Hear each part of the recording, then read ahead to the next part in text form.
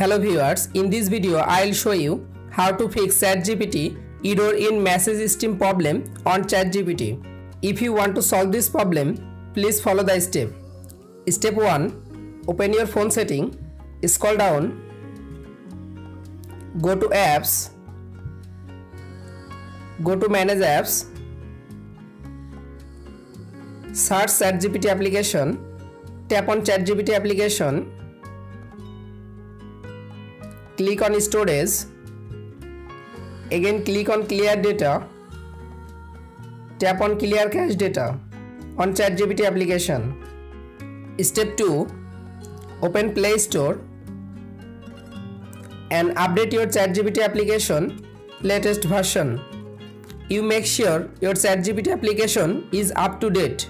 Step 3. Again open your phone setting, go to Wi-Fi, check your internet or Wi-Fi connection is stable. Step 4. Restart your device.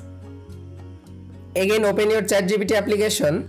You can follow all of the steps to fix ChatGPT error in message stream problem on ChatGPT. If this video helpful for you, please subscribe our channel and like this video.